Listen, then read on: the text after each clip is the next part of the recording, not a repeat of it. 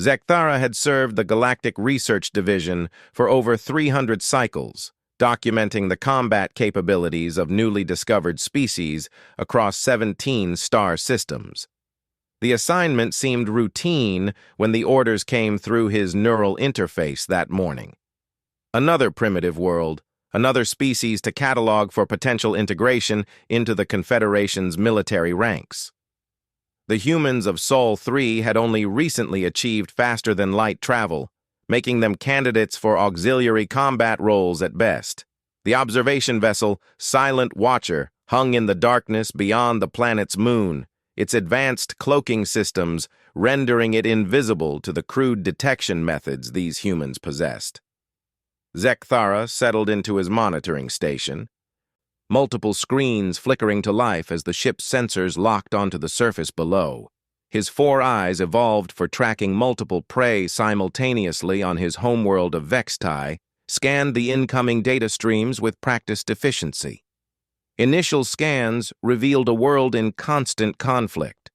Unlike most species the Confederation encountered, humans appeared to wage war continuously, with multiple conflicts spanning their entire planet.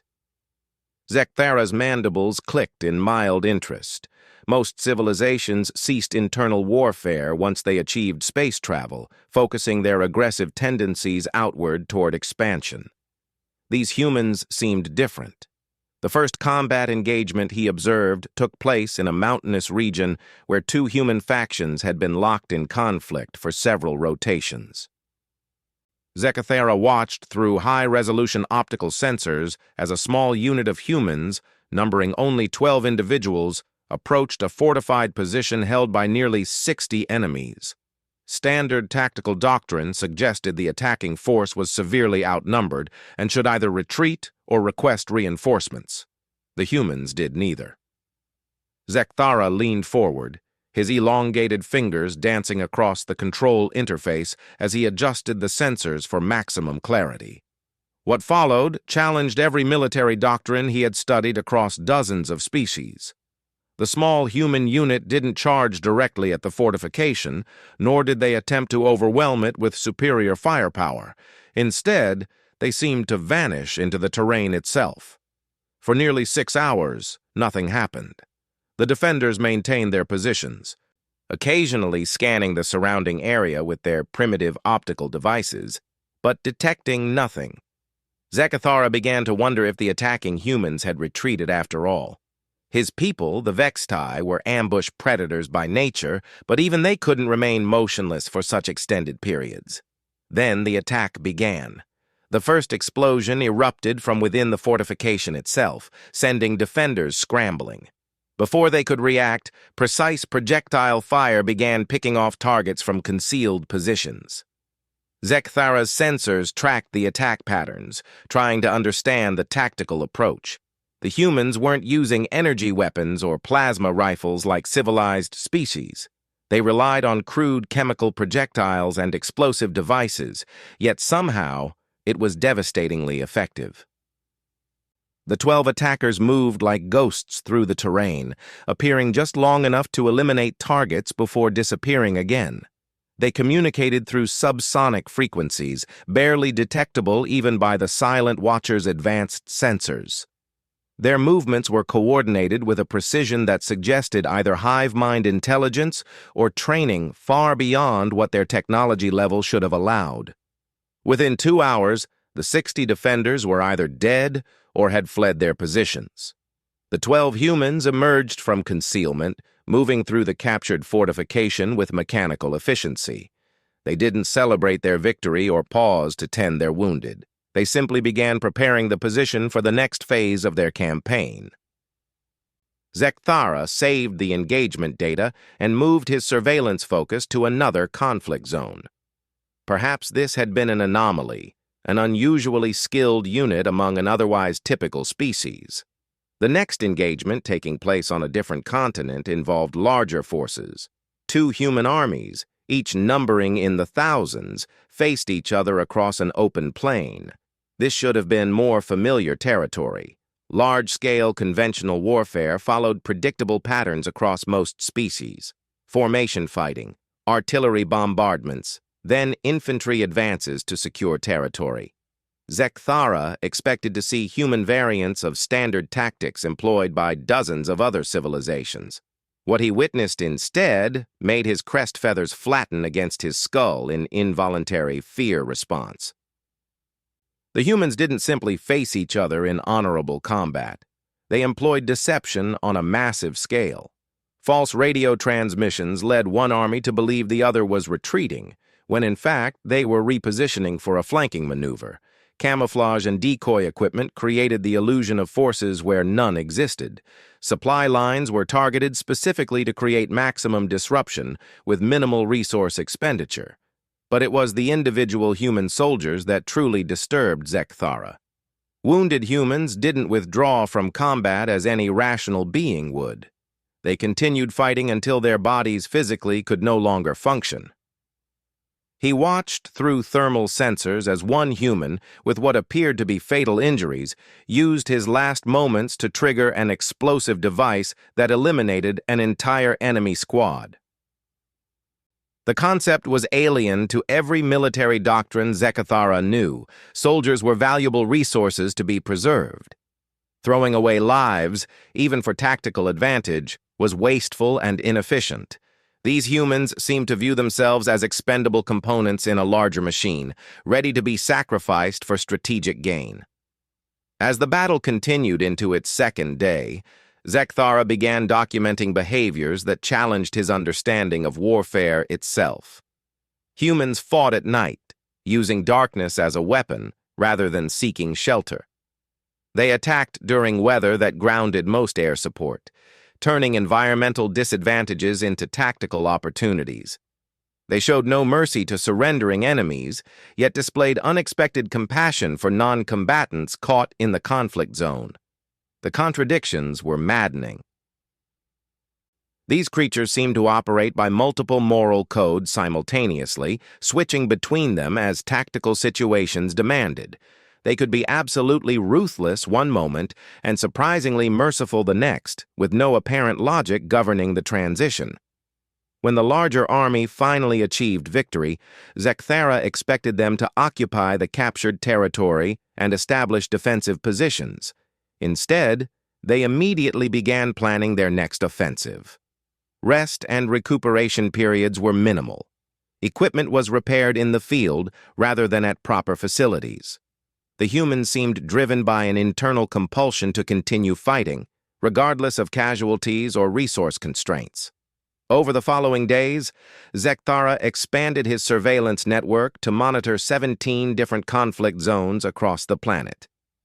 The patterns he observed remained consistent. Human military forces operated with an intensity and adaptability unlike anything in the Confederation's databases. They learned from each engagement, developing new tactics with frightening speed. Weapons and strategies employed by one human faction would be copied and improved upon by others within a matter of days.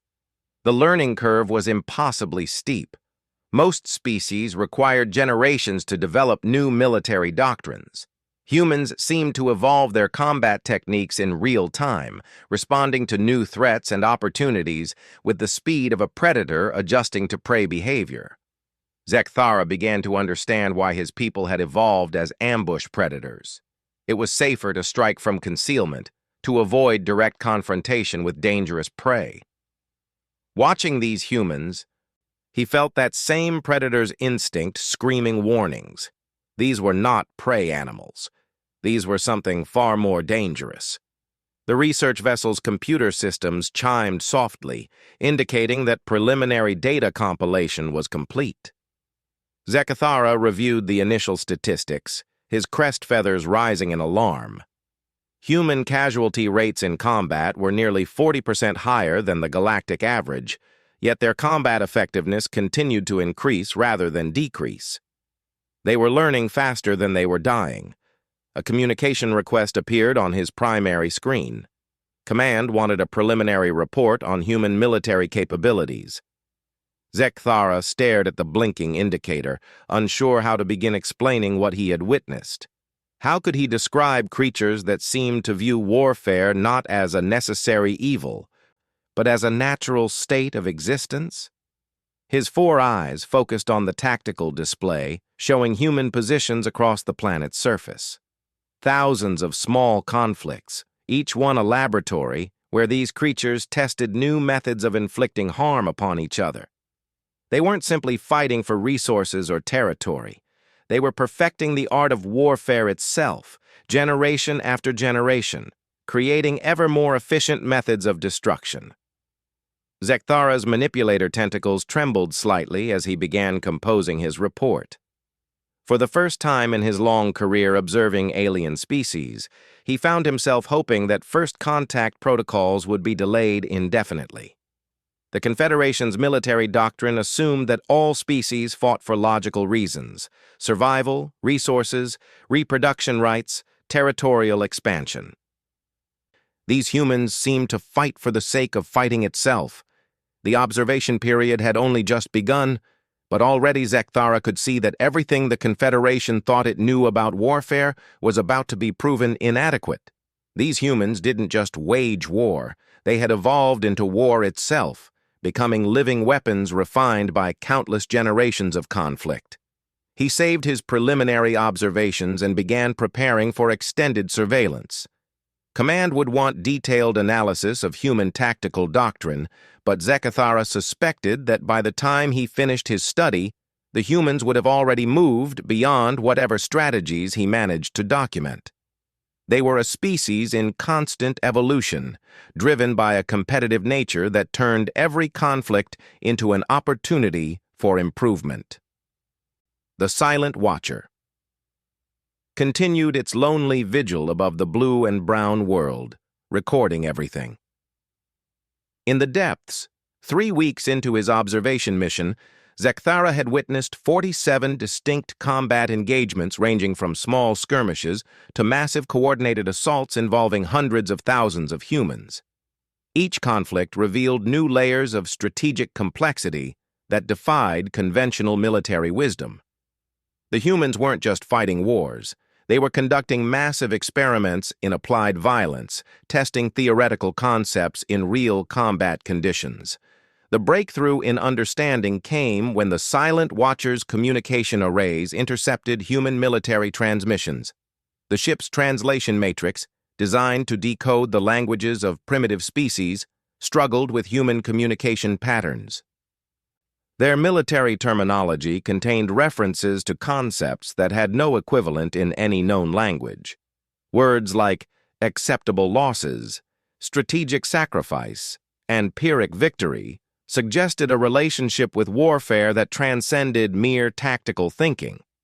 Zekthara discovered that humans didn't just study war, they studied each other's methods of studying war. They had developed entire academic disciplines devoted to analyzing conflict, with institutions dedicated to teaching the theoretical foundations of organized violence. Universities existed solely to produce better military commanders, philosophers who spent their lives contemplating the nature of strategic thinking itself. The depth of their military intellectual tradition became apparent when he observed a human commander making tactical decisions during a siege. The individual consulted texts written thousands of years earlier, applying ancient strategic principles to modern combat situations. Humans didn't just learn from their own mistakes, they learned from the mistakes of ancestors who had died centuries before their birth. They had created a collective military consciousness that transcended individual lifespans. But it was their attitude toward defeat that truly chilled Zekthara to his core. Most species, when facing overwhelming odds, would surrender or retreat to preserve their forces for more favorable engagements. Humans seemed to view hopeless situations as opportunities to inflict maximum damage before their inevitable destruction. They called it going down fighting, and they pursued it with religious fervor. He watched a garrison of 200 humans face an attacking force of over 3,000. Standard tactical analysis suggested immediate surrender to minimize casualties. Instead, the defenders systematically destroyed everything of value within their fortress: booby-trapped the approaches, and prepared ambush positions designed to kill as many attackers as possible before the position fell. The siege lasted 6 days. When the attackers finally breached the walls, they found empty buildings rigged with explosives. The defenders had vanished into tunnels they had spent months preparing, emerging only to launch surprise attacks before disappearing again. By the time the fortress was fully secured, the attackers had lost nearly 1,000 soldiers to capture a position with no strategic value beyond denying it to the enemy. The defending humans had achieved something that should have been impossible. They had lost the battle while winning the war. The attacking force was so damaged that it couldn't continue its advance, effectively ending their entire campaign. 200 humans had traded their lives to stop 3,000, and somehow made it seem like a bargain. Zekthara began monitoring human communication networks more carefully, using the ship's advanced artificial intelligence to decode patterns in their electronic transmissions. What he discovered made his primary stomach clench with fear. The humans had developed something they called information warfare, turning data itself into a weapon.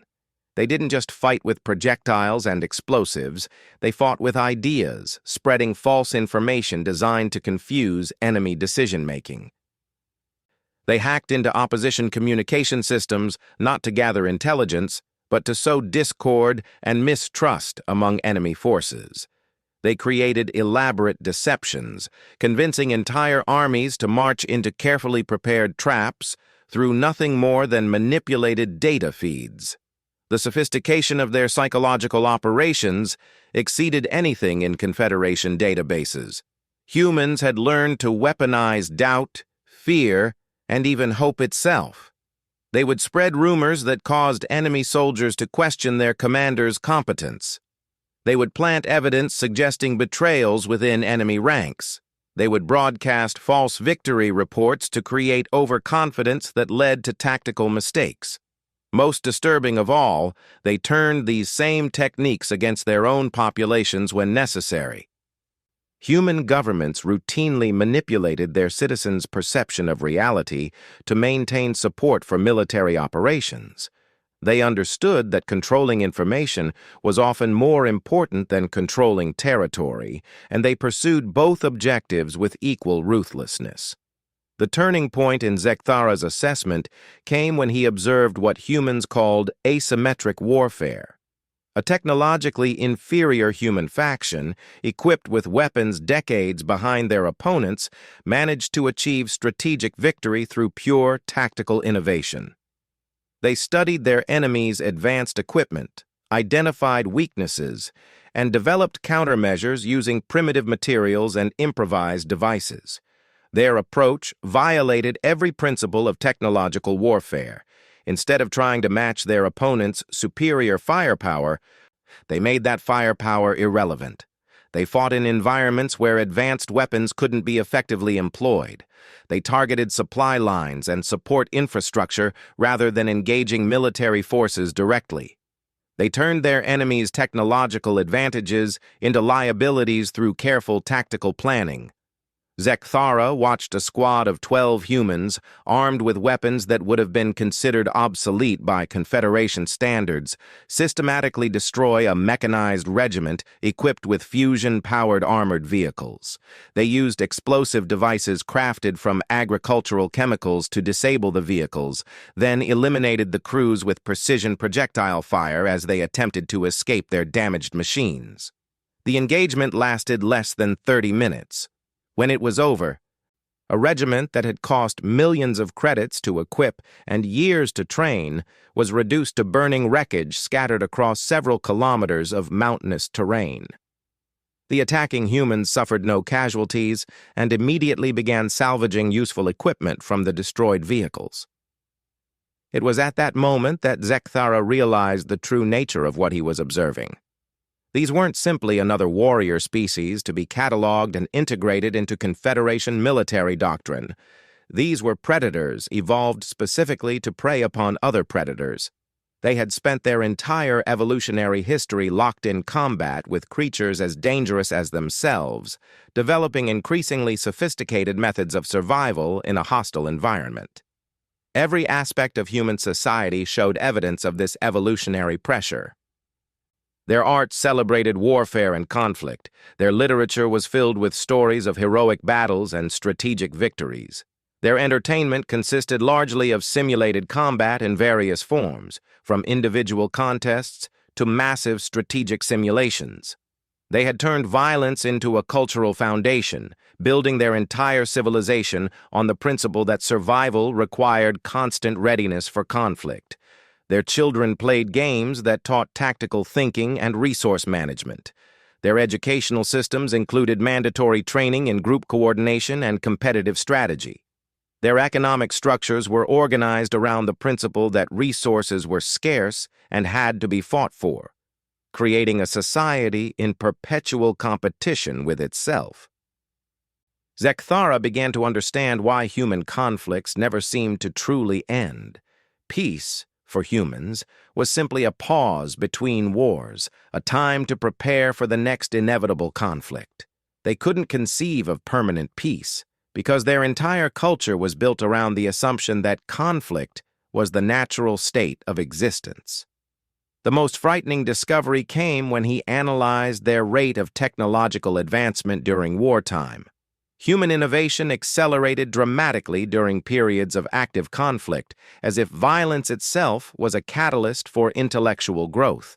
They developed new weapons, tactics, and strategies at a pace that defied conventional understanding of research and development cycles.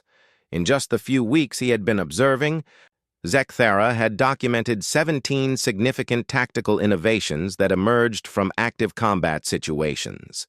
Humans were using their wars as laboratories, testing new approaches in real time and immediately sharing successful innovations across their various military forces. They were evolving their capabilities faster than any species in Confederation records. A priority communication from Confederation Command interrupted his analysis. Intelligence reports suggested that human exploration vessels were beginning to probe star systems beyond their own. First contact was no longer a distant possibility, it was an approaching inevitability. Zekthara stared at the tactical displays showing human military activities across their planet's surface.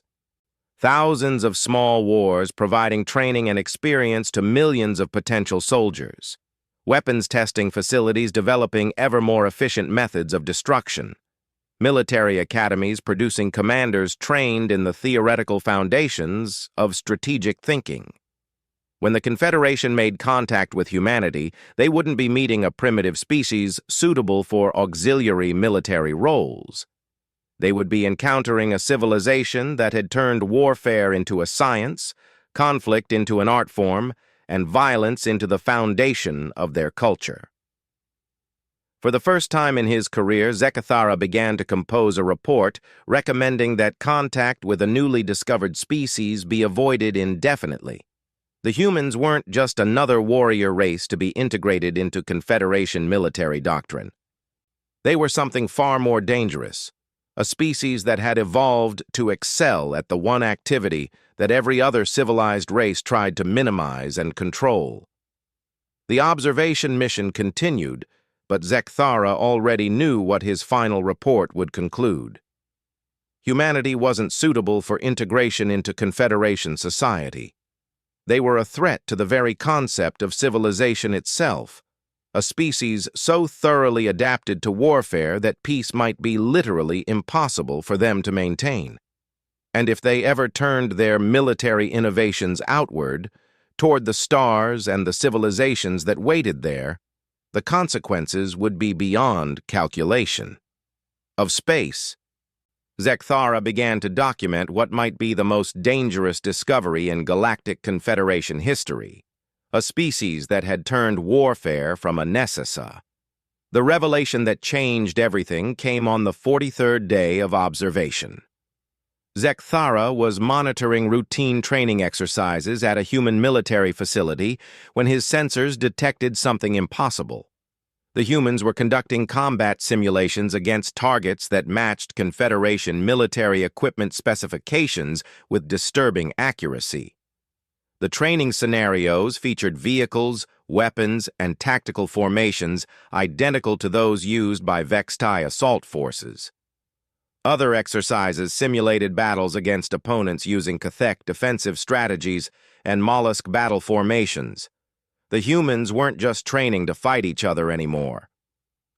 They were preparing to fight species they had never encountered, using intelligence they shouldn't possess. Zekthar's mandibles clicked rapidly as he reviewed the data. The human simulations included tactical countermeasures for plasma weaponry, energy shields, and gravitational manipulation devices.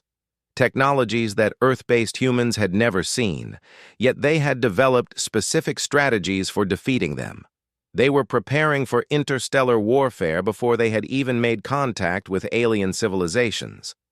A chill ran through Zekthara's nervous system as he realized the implications. Either the humans possessed intelligence-gathering capabilities far beyond what their technology should allow, or they were naturally developing tactics that would be effective against advanced alien forces through pure strategic reasoning. Neither possibility was reassuring. He expanded his surveillance network, focusing on human research facilities and communications centers. What he discovered made his crest feathers stand rigid with terror. The humans had been monitoring electromagnetic signatures from space for decades, analyzing patterns in cosmic radiation that revealed the presence of advanced civilizations among nearby star systems. They knew about the Confederation. They had known for years. The human space program wasn't primarily focused on exploration or scientific research. It was a military reconnaissance operation designed to gather intelligence about potential threats from space. Their satellites weren't just studying their own planet. They were listening to the universe, recording and analyzing every electromagnetic signal that reached their system. Deep within heavily fortified facilities, human scientists were reverse engineering technology based on intercepted alien communications. They had built theoretical models of Confederation weapon systems using nothing more than electromagnetic leakage from distant starships. Their most advanced research centers were focused entirely on developing defenses against threats that officially didn't exist. Zekthara accessed the Silent Watcher's stealth system diagnostics, suddenly paranoid about the ship's concealment capabilities. The readings showed nominal function, but a growing dread filled his thoughts. If humans could deduce the existence of alien civilizations from passive electromagnetic observation, what else might they have detected? His fears were confirmed when he intercepted a classified human military communication discussing anomalous gravitational readings near their planet's moon. The readings matched the gravitational signature of a ship exactly the size and mass of the Silent Watcher. The humans hadn't just detected the observation vessel. They had been tracking it for weeks. The communication included detailed analysis of the ship's probable capabilities, crew requirements, and mission parameters. Human intelligence analysts had correctly identified the vessel as a reconnaissance platform and deduced that it belonged to an advanced alien civilization conducting surveillance of Earth. They were planning a response. Panic flooded Zekthara's nervous system as he realized the magnitude of the situation. The humans knew they were being watched, and instead of attempting to communicate or hide, they were treating the observation as a prelude to invasion. Their military forces were mobilizing, not for contact, but for war. He watched in horrified fascination as human governments began implementing something they called Contact Protocol 7. Military units across the planet received sealed orders to be opened only upon confirmed alien contact. Manufacturing facilities shifted production to weapons specifically designed for fighting in vacuum conditions. Research centers accelerated development of technologies that could theoretically damage starships. The humans were preparing to fight the Confederation before the Confederation had even acknowledged their existence. But what truly terrified Zekthara was how effectively they were preparing. human tactical analysts had correctly identified the psychological profiles of major Confederation species based on communication intercepts and behavioral pattern analysis. They had developed specific strategies for fighting each alien race, tailored to exploit cultural and biological weaknesses they had never directly observed. Their psychological warfare specialists had created propaganda campaigns designed to demoralize Vextai warriors by challenging their honor-based combat traditions. They had developed sonic weapons specifically tuned to disrupt cathect neural frequencies. They had designed chemical agents that would be harmless to humans but lethal to mollusk respiratory systems. Zekthara realized that humanity posed an existential threat unlike anything the Confederation had ever encountered. They weren't just another warrior species that could be defeated through superior technology. They were strategic predators that had evolved to analyze and destroy any potential threat, regardless of technological or numerical superiority. The most chilling discovery came when he decoded human communications discussing first contact scenarios. The humans had developed detailed plans for multiple possible encounters with alien civilizations, and every single scenario assumed hostile intent from the alien side. They had no concept of peaceful first contact because their entire civilization was built around the assumption that all encounters with unknown forces would inevitably become conflicts. Their first contact protocols weren't designed for communication or cultural exchange. They were military operations plans focused on gathering intelligence about alien capabilities while concealing human strengths until the optimal moment for decisive action. The humans were planning to treat first contact as the opening move in an interstellar war. Zekthara began composing an emergency transmission to Confederation Command, his manipulator tentacles trembling as he realized that his observation mission had become something far more dangerous. He wasn't just documenting the capabilities of a primitive species. He was conducting reconnaissance on behalf of a civilization that was about to be targeted for elimination by the most strategically dangerous predators in known space. The human military's communication intercepts included discussions of alien technological acquisition and reverse engineering protocols. They weren't just preparing to defend themselves against Confederation forces. They were planning to capture and study alien technology to accelerate their own advancement. They viewed first contact as an opportunity to steal the scientific achievements of more advanced civilizations.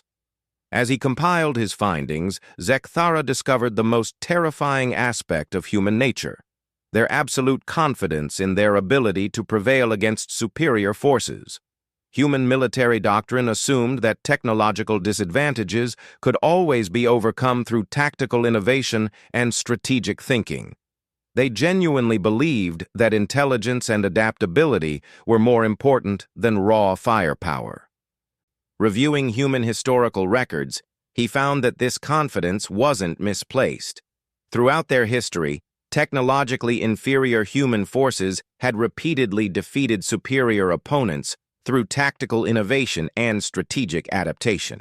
They had a proven track record of turning disadvantages into advantages and weaknesses into strengths. The emergency transmission to Confederation Command included detailed tactical analysis and a recommendation for immediate military mobilization.